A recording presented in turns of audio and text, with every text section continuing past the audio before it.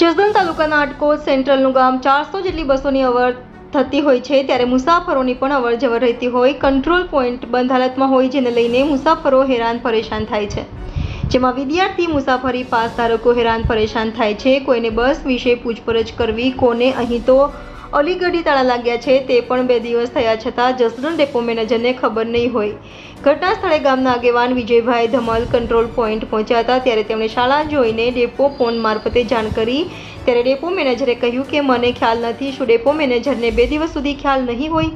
આવા ઉડાવ જવાબ આપ્યો જ. આટકોટના બસ સ્ટેશન સતત હોય છે, ત્યારે હજારો લોકોની અવરજવર થતી હોય છે. સેન્ટ્રલનું ગામ હોય ત્યારે એસટી કંટ્રોલ પોઈન્ટ બંધ હાલતમાં અહીં કાયમી હોય, ટીસી રહેતા નથી, અલગ અલગ આવતા હોય છે. કોઈ ટીસી રાખવાની માંગણી ઉઠી છે. Reporter Karshan Bamta, India 24 news, Atkot.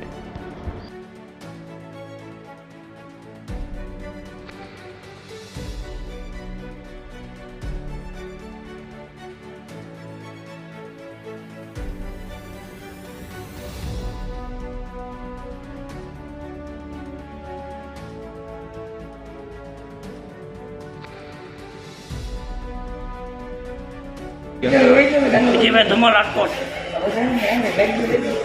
અમારે આટકોટ જસદણ તાલુકાનું આટકોટ ગામ છે. આ લાખો રૂપિયાના ખર્ચે સરકારે પબ્લિક માટે બસ સ્ટેન્ડ બનાવ્યું છે.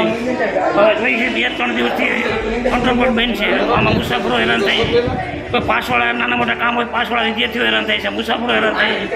કોઈ પણ આવે કે એમાં રોકીએ તો 400 બસો આવે છે, લોકલ બસો છે, એક્સપ્રેસ છે, 400 બસનો ઉપર બસો આવે આટકોટમાં, પણ પોઈન્ટ બંધ છે અને મુસાફરો મોટા ભાગે હેરાન થાય છે.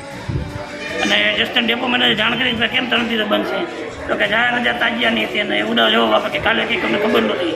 અત્યારે બપોર 12 વાગે તો હજી એમ કહે છે કે મને ખબર નથી. હું જાણીને પછી તમને કહું કે ડેપો કેમ બંધ, કંટ્રોલ પર કેમ બંધ છે. હજી જાણે છે ત્યારે 12 વાગ્યાનો સમય થઈ ગયો, જે માણસો હેરાન થાય છે અને ડેપો મેનેજરને પોતાને ખબર નથી આટકોટનો કંટ્રોલ પર બંધ છે.